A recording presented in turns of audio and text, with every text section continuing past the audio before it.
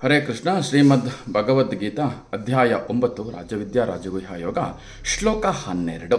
ಮೋಘಾಶ ಮೋಘಕರ್ಮಣೋ ಮೋಘಜ್ಞಾನ ವಿಚೇತಸಃ ರಾಕ್ಷಸೀ ಮಾಸುರೀಂ ಚೈವ ಪ್ರಕೃತಿಂ ಮೋಹಿನೀಂ ಶ್ರಿತಾಃ. ಪರಮಾತ್ಮನ ನಿಜ ಸ್ಥಿತಿಯನ್ನು ಅರಿಯದ ಜನರು, ವ್ಯರ್ಥವಾದ ಆಶೆಗಳಿಂದ ಕೂಡಿದವರು, ಸಫಲವಲ್ಲದ ಕಾರ್ಯಕರ್ತರು, ಪ್ರಯೋಜನಕ್ಕೆ ಬಾರದ ಜ್ಞಾನವುಳ್ಳವರು, ಅವಿವೇಕಿಗಳು ಆಗಿದ್ದು ಬ್ರಹ್ಮಾಧೀನರಾಗಿ ರಾಜಸ ತಾಮಸ ಗುಣಗಳಿಂದ ಕೂಡಿದ ಸ್ವಭಾವದವರು ಆಗಿರುತ್ತಾರೆ. ಇವರ ಆಸೆ ಈಡೇರದು, ಕರ್ಮಗಳು ಫಲಿಸದು, ತಿಳಿವು ಮಾಯವಾಗುವುದು. ಅವರು ಬಗೆಗೇಡಿಗಳು, ಮರಳುಗೊಳಿಸುವ ರಕ್ಕಸರ, ಅಸೂರರ ತಾಮಸ ಸ್ವಭಾವಕ್ಕೆ ಒಳಗಾದವರು. ಭಗವಂತ ಜ್ಞಾನಾನಂದ ಸ್ವರೂಪ. ಆತನಿಗೆ ಪಾಂಚಭೌತಿಕ ಶರೀರ ಇಲ್ಲ. ಈ ವಿಚಾರವನ್ನು ಕೃಷ್ಣ ಇಲ್ಲಿ ಒತ್ತು ಕೊಟ್ಟು ಹೇಳುತ್ತಾನೆ. ದೇವರಿಗೆ ನಮ್ಮಂತೆ ಪಾಂಚಭೌತಿಕ ಶರೀರ ಇದೆ ಅನ್ನುವ ಚಿಂತೆಯೇ ಒಂದು ಪಾತಕದ ದಾರಿ ಎನ್ನುತ್ತಾನೆ ಕೃಷ್ಣ. ಏಕೆಂದರೆ ಹಾಗೆ ಚಿಂತನೆ ಮಾಡುವವರು ಸಾತ್ವಿಕರು ಆಗಿರುವುದಿಲ್ಲ.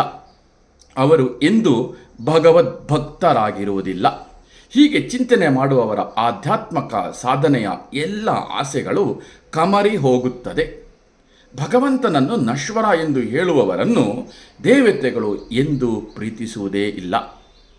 ಅವರು ಮಾಡುವ ಯಜ್ಞ ಯಾಗಾದಿಗಳು ವ್ಯರ್ಥ. ಒಟ್ಟಿನಲ್ಲಿ ಆಧ್ಯಾತ್ಮ ಸಾಧನೆಯಲ್ಲಿ ಪಾರತ್ರಿಕವಾಗಿ ಅವರ ಯಾವ ಆಸೆಯೂ ನೆರವೇರುವುದೇ ಇಲ್ಲ. ಸಾತ್ವಿಕ ಚಿಂತನೆ ಇಲ್ಲದವರು ಅಥವಾ ತಾಮಸ ಪ್ರಭಾವಕ್ಕೆ ಒಳಗಾದವರು ಭಗವಂತನನ್ನು ಈ ರೀತಿ ದೋಷ ಚಿಂತನೆಯನ್ನು ಮಾಡುತ್ತಾರೆ. ಅವರಿಗೆ ಚಿಂತನ ಶಕ್ತಿಯೇ ಇರುವುದಿಲ್ಲ. ಅವರು ಯಾವ ಶಾಸ್ತ್ರವನ್ನು ಓದಿದರೂ ಉಪಯೋಗವೇ ಇಲ್ಲ.